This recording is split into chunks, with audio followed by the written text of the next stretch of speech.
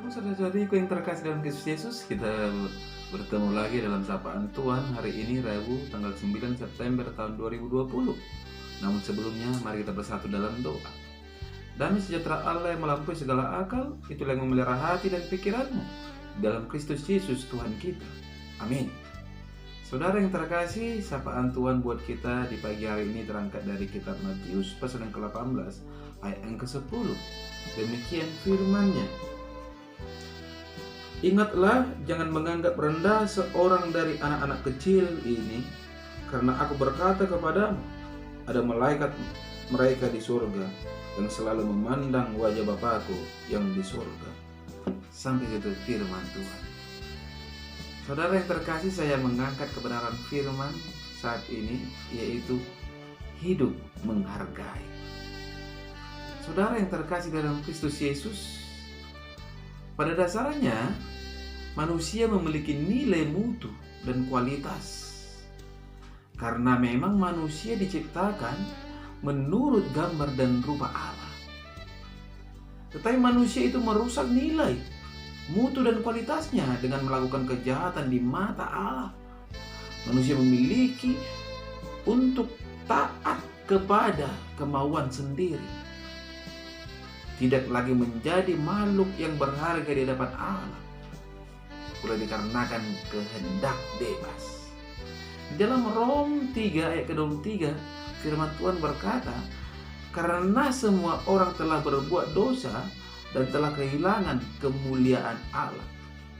Itu artinya manusia sudah tidak lagi menjadi manusia yang bernilai, bermutu, dan berkualitas.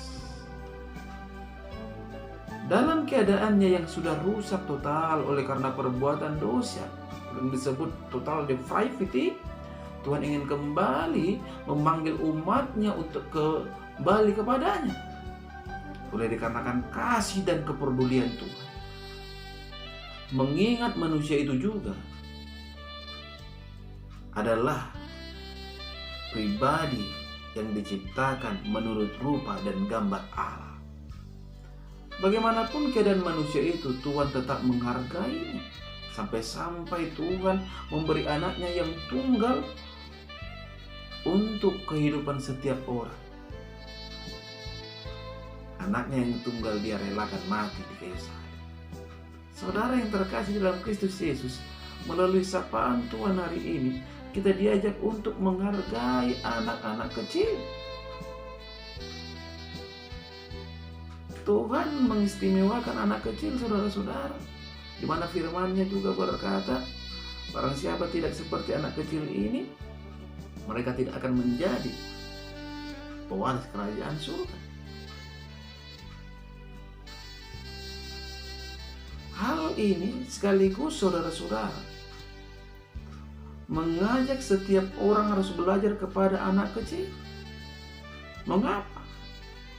Karena memang anak kecil mempunyai hidup yang tulus, suci, bersih, kudus, tidak ada neko-neko.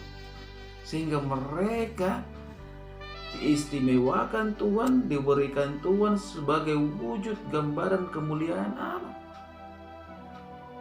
Seorang anak kecil tidak pernah khawatir terhadap apapun karena ia tahu bapaknya pasti akan menyediakan segala sesuatu yang ia butuhkan. Ia juga tidak pernah merasa takut ketika bersama bapaknya, karena bapaknya akan senantiasa menjaga dan memberinya perlindungan. Ia percaya penuh kepada bapaknya di segala situasi, saudara-saudara. Iman seperti anak kecil inilah yang seharusnya dimiliki oleh setiap orang percaya.